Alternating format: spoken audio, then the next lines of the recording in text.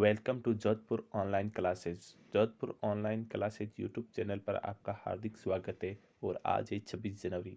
आज हम 26 जनवरी 2024 के जितने भी मोस्ट क्वेश्चन है करंट अफेयर्स के, उन सभी का डिस्कस करेंगे। तो चलिए, पहला क्वेश्चन आज का पहला क्वेश्चन। मोहनलाल सुखाड़िया विश्वविद्यालय उदयपुर ने रिसर्च हेतु किस यूनिवर्सिटी के साथ समझौता किया है? मोहनलाल सुखाड़िया विश्वविद्यालय ने रिसर्च हेतु किस यूनिवर्सिटी के साथ समझौता किया है? A option Texas Tech University Health Science Center USA, B option भारतीय अनुसंधान परिषद नई दिल्ली, सी ऑप्शन कृषि अभियांत्रिकी संस्था भोपाल, डी ऑप्शन भाभा परमाणु अनुसंधान केंद्र मुंबई।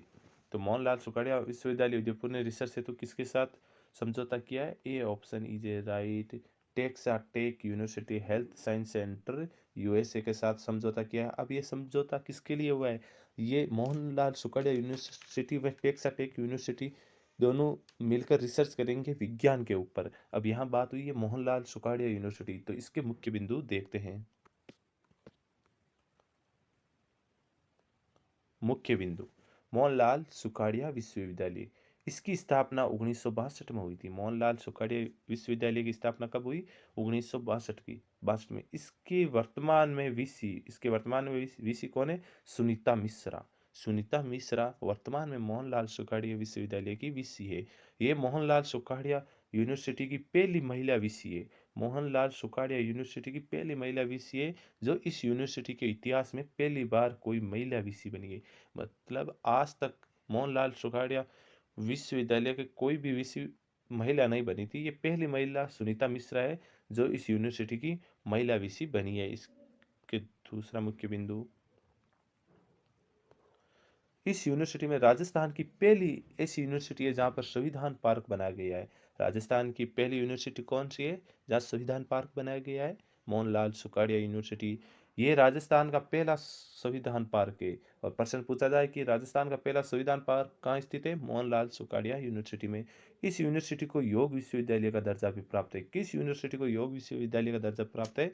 मोहनलाल सुखाड़िया विश्वविद्यालय को। ये राजस्थान की पहली यूनिवर्सिटी है जहाँ ओपन थिएटर बनाया गया है। किस यूनिवर्सिटी में ओपन थिएटर बनाया गया है? मोहनलाल सुखाड़िया यूनिवर्सिटी में। संत पीपा का अध्ययन केंद्र इसी यूनिवर्सिटी में स्थित है। संत पीपा का अध्ययन केंद्र इसी यूनिवर्सिटी में स्थित है। प्रश्न संख्या 2, राज्य में अवैध खनन गतिविधियों के खिलाफ राज्यव्यापी संयुक्त अभियान कब से चलाया जा रहा है? राज्य में अवैध खनन कहाँ होता है? अरावली पर्वतमाला और जो कंचाचल भरतपुर की पहाड़ियाँ हैं वहाँ पर अवैध खनन हो रहा है। गतिविधियों के खिलाफ राज्यव्यापी संयुक्त अभियान कब से चलाया जा रहा है? ए ऑप्शन 15 से 31 जनवरी 2024, बी ऑप्शन 20 से 28 जनवरी 2024, सी ऑप्शन 15 से 28 फरवरी 2024, डी ऑप्शन 20 से 28 फरवरी 2024। तो अवैध खनन गतिविधियों के खिलाफ राज्यव्यापी संयुक्त अभियान कब से चलाया जा रहा है? 15 से 31 जनवरी 2024।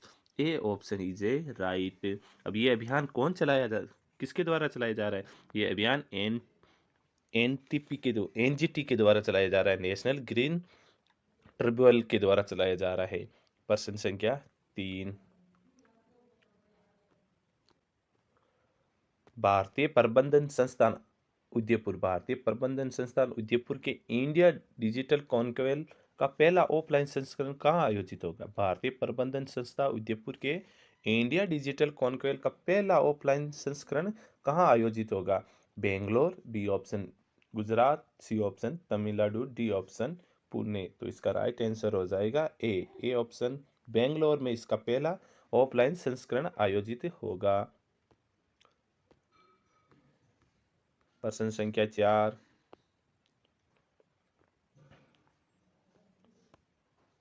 प्रश्न संख्या 4, 75वें गणतंत्र दिवस पर दिल्ली में आयोजित होने वाले राष्ट्रीय कार्यक्रम में शामिल राजस्थान की झांकी किस थीम पर आधारित है? राजस्थान की झांकी किस थीम पर आधारित है? जो आज 75वां गणतंत्र दिवस है उसमें दिल्ली में होने वाले कार्यक्रम में राजस्थान की झांकी किस थीम पर आधारित है? ए ऑप्शन शिक्षा, बी ऑप्शन स्वास्थ्य, सी ऑप्शन सी पर्यटन, डी ऑप्शन लोक संस्कृति। तो राजस्थान की झांकी किस पर आधारित है? सी ऑप्शन पर्यटन पर आधारित है। Option C is A right. इसके मुख्य बिंदु। ये कार्यक्रम 26 जनवरी को दिल्ली के कर्तव्य पथ पर या राजपथ, इसका पहले नाम राजपथ था, वर्तमान में कर्तव्य पथ पर होगा। इस कार्यक्रम में राजस्थान की 7 झांकियां प्रस्तुत की जाएगी। गणतंत्र दिवस पर राजस्थान की कितनी झांकियां प्रस्तुत की जाएगी? 7। जिसमें पर्यटन झांकी में मुख्य रूप से घूमर नृत्य दर्शाया जाएगा। कौन सा नृत्य दर्शाया जाएगा? घूमर नृत्य। सूचना व प्रौद्योगिकी झांकी का नेतृत्व गौरव चौधरी करेगी। ये गरल है, ये लूणकरण सर बीकानेर की है। सूचना व प्रौद्योगिकी झांकी का नेतृत्व गौरव चौधरी करेगी। 7 झांकियां निकलेगी इसकी।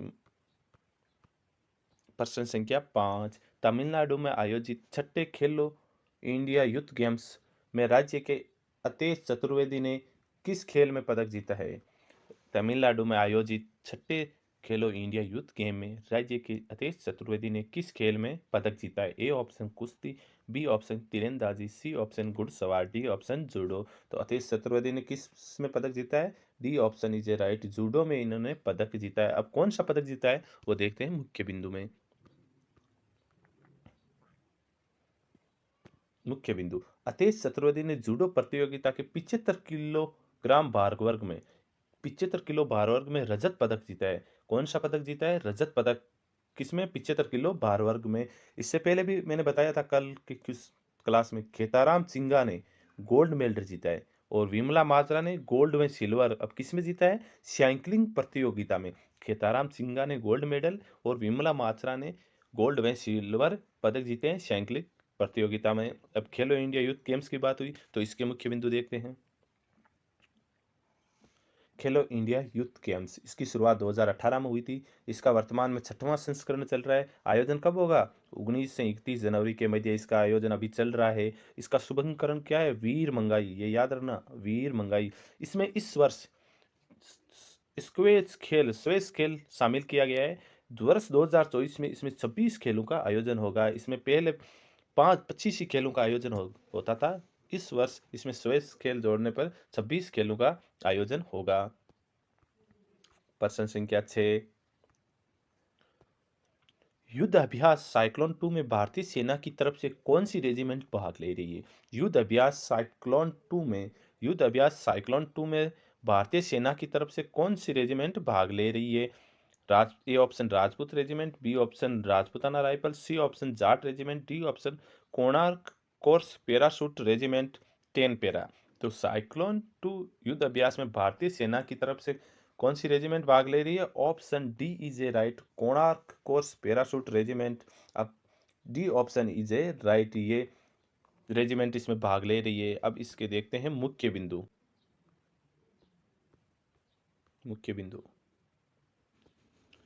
साइक्लोन युद्ध अभ्यास भारत में मिस्र की सेना के मध्य होगा। किस के मध्य होगा? भारत में मिस्र की सेना के मध्य। ये युद्ध अभ्यास जनवरी माह में होगा। ये अभी चल रहा है युद्ध अभ्यास साइक्लोन 2। ये युद्ध अभ्यास मिस्र के असान शहर में होगा। अब प्रश्न पूछा जाता है कि साइक्लोन युद्ध अभ्यास 2 कहाँ आयोजित हुआ? मिस्र के असान शहर में, जनवरी माह में हुआ। भारत में मिस्र की सेना के मध्य हुआ। Konark corps parachute regiment Jodhpur में स्थित है।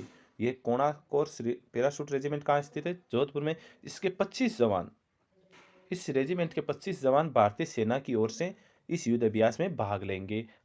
अच्छा प्रश्न है, कितने जवान भाग लेंगे? 25%। युद्ध अभ्यास कहाँ होगा? मिस्र के असांग शहर में, जनवरी माह में होगा और भारत में मिस्र की सेना के मध्य होगा। प्रश्न संख्या 7।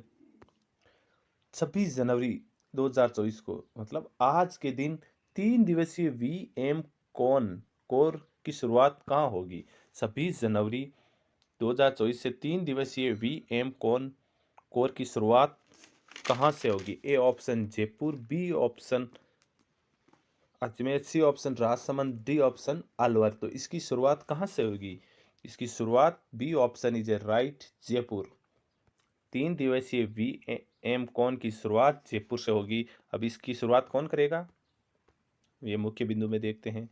इस कोर की शुरुआत भगवान महावीर कैंसर चिकित्सालय एवं अनुसंधान केंद्र करेगा।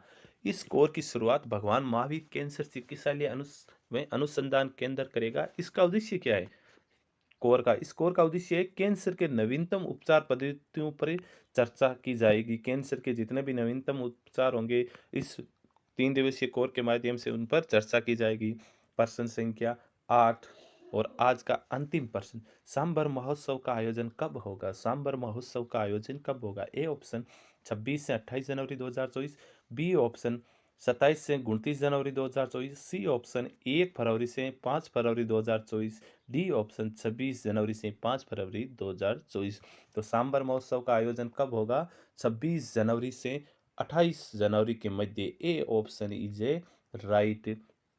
सांबर महोत्सव, A option is A right. ये थे आज के मोस्ट करंट अफेयर्स क्वेश्चन। पशु परिचर भर्ती के लिए बहुत ही महत्वपूर्ण है। अगर हमारे प्रश्न अच्छे लगे तो हमारे चैनल को लाइक, शेयर और सब्सक्राइब जरूर कीजिए। मिलते हैं अगले दिन। Thank you.